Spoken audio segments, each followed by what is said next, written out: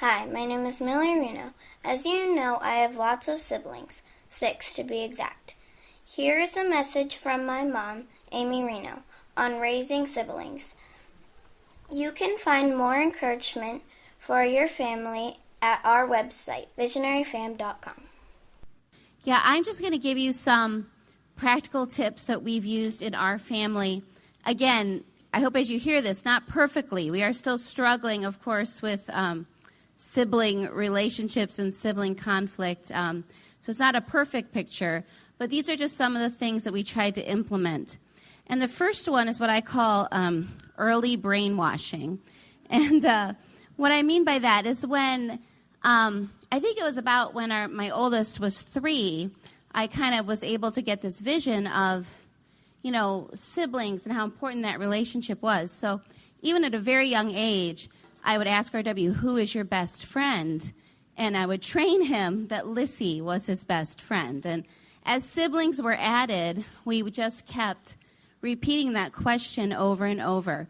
So, who are your best friends? So that they would view from the very beginning that their siblings are their best friends, their God-given best friends.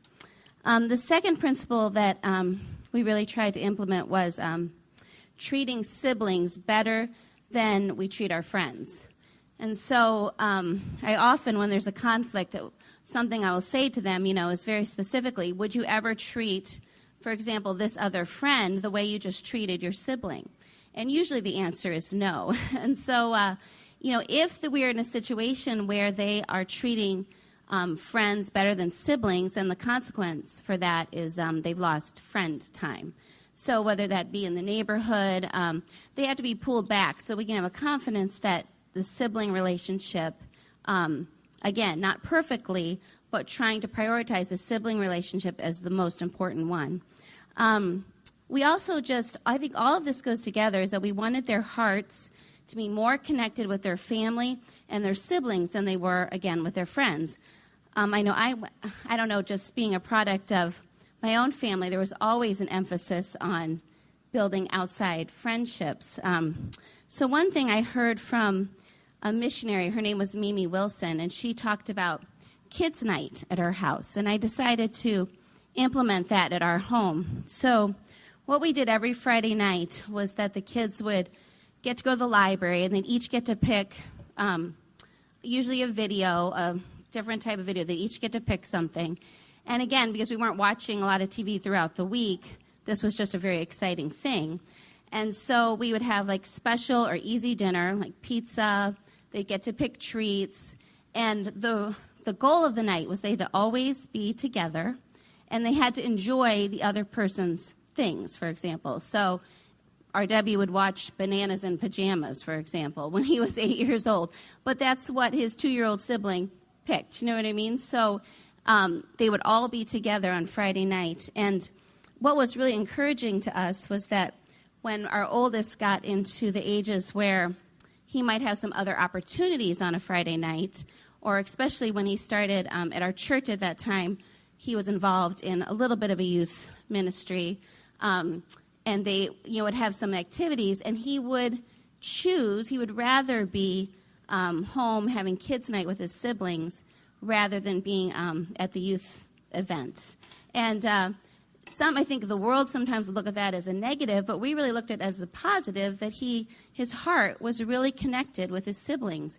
And as they've gotten older, my older kids, their worlds, they start to expand and they start to do other things, but they'll still, if they come home and it's like 8:30 on a Friday night, well, is kids' night happening? We want to be doing kids' night. So it's just become a real special part of our family.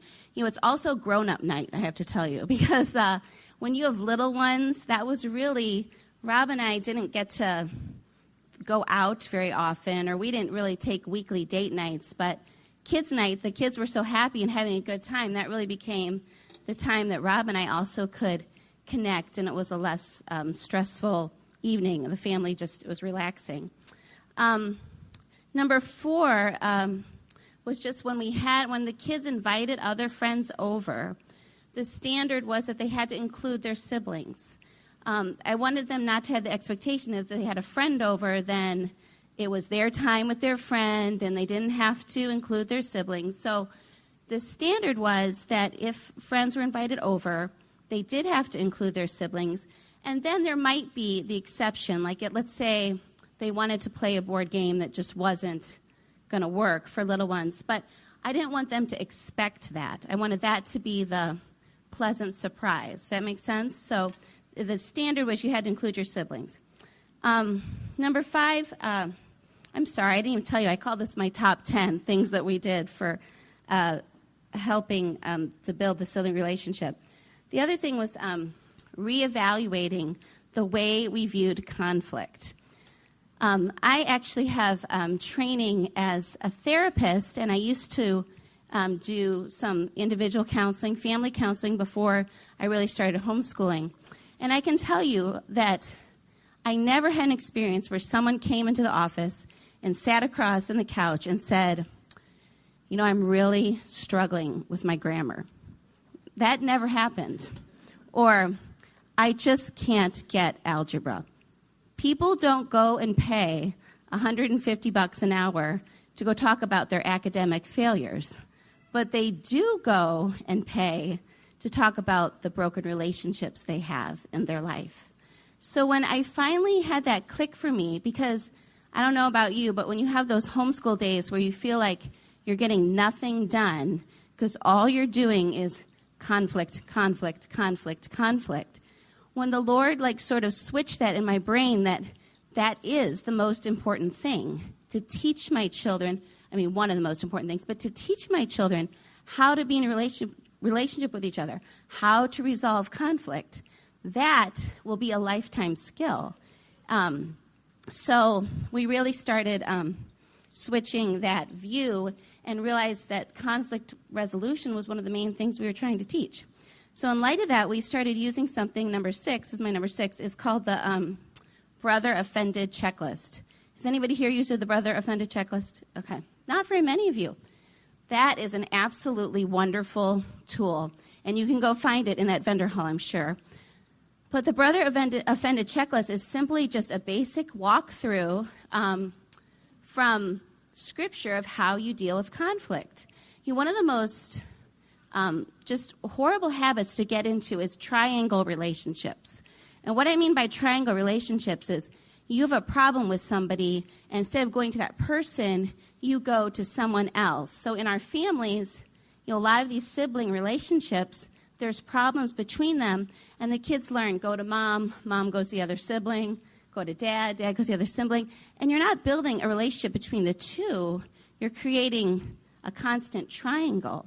And so the Brother Offended Checklist really helps your kids learn to biblically work out conflict. And yes, parents get involved when they need to be, but there are a lot of steps that need to happen before we should get our parents involved, or kids' siblings should get their parents involved.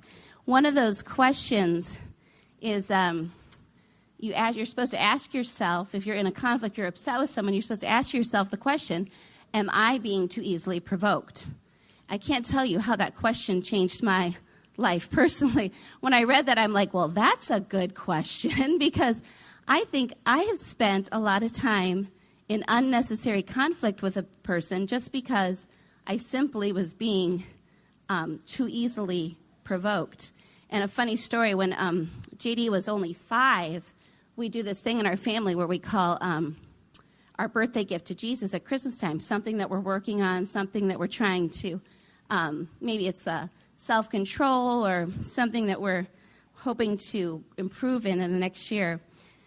And we asked JD, who we call him our little Eeyore, because he kind of talks in an Eeyore voice a lot. And so we asked JD what was his birthday gift for Jesus, and he just looked down and he said, my gift is not being so easily provoked. So I'm like, okay, yay, something is sinking in here. But, it was so funny because we just went over it again a few days ago, and he is still on not being too easily provoked. So, but anyway, I highly recommend that tool. That tool is in the vendor hall, I'm sure.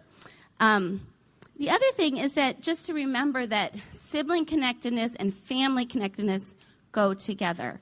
And, we really try to have a lot of fun family experiences. So whether that be reading books together, listening to books together, watching family movies together, the important of all those events is fun family experiences. One time I tried to, you come to these homeschool conventions, I was so impressed with a lot of the resources, and my kids were a little bit younger, and I was so impressed with the, I'm going to even say it wrong, the Henty books, okay? And so I was trying to read this Henty book, and let me just tell you, it was not fun. It was really not fun. And the Lord really had to convict me that, Henty is good, and I'm sure there are some families who can read this, and it's going to be really, really fun for them. We had to read, like, Hank the Cow Dog, and that was really fun. You know what I mean? And we had to watch, some fun family movies that we all share those experiences together. And that really, for me, the Lord just kind of helped change my perspective that that's what builds the heart connectedness, is having fun together as siblings, having fun together as a family. Another lesson, number 8, that I learned from Terry Maxwell was, and Rob kind of hit this, but when specific kids are having conflict with each other, and you kind of can notice sometimes certain relationships that are more strained, let's say, is that we would try to intentionally put those two together on work projects. And so sometimes it might even be in the form of a consequence, but, okay, you guys are having so many problems right now that you two are going to clean the kitchen for a week, just you two together. And you'd be amazed how that helps sibling relationships. So you've got that specific conflict, find a task for them and have them work on that together. I have to mention a very simple tool that I used quite frequently. In fact, I still do, and it sounds kind of silly. But when kids are just having a really rough day, especially little ones, one of my main tools was that they had to go sit under the dining room table. They just go under there, and they would just spend time. And the reason why I send them under the dining room table is because I could hear everything that was going on there. If I sent them to their room, I would not really know how things were getting worked out. But under the dining room table, first of all, there is some humor in being sent under the dining room table. And the rule would be that you couldn't come out till you were happy and smiling together. And sometimes you have these artificial, we're done, it's resolved, and something happens, and I'm like, oh, back under the table, please. But I think it's really important as parents that we're teaching our kids to resolve their conflict in a biblical and godly way. So you want to hear how they're working things out. So, have that workout place in earshot so you know how things are being processed. I have even been known to send, even still, my 13-year-old can go under the dining room table sometimes with her siblings. So it's a great tool, I have to say. And then finally, the other thing that really helps to draw those specific relationships together is putting it into their daily routines. In our family, we have something called a morning routine and a bedtime routine. And we would really be intentional, again, about, okay, for this year, part of our oldest, RW's bedtime routine is to play a card game with Lainey. And that would just be something that she would really look forward to, and it'd be part of their daily routine because their lives can get sort of separate, and you really want to try to maintain the connectedness. So, when you add those little fun things in on a regular basis, they look forward to that. And finally, I just have to say that I think it's so important that we teach our kids ultimately to have grace for their siblings and to accept their siblings. There's no such thing as a perfect conflict-free relationship. And sometimes when we're homeschooling, we can have a goal that's really not realistic. So we're not looking for perfect relationships, but we're looking for loving relationships and accepting one another and accepting our siblings for who they are and realizing that they are God's best friends for each other for life. Thank you.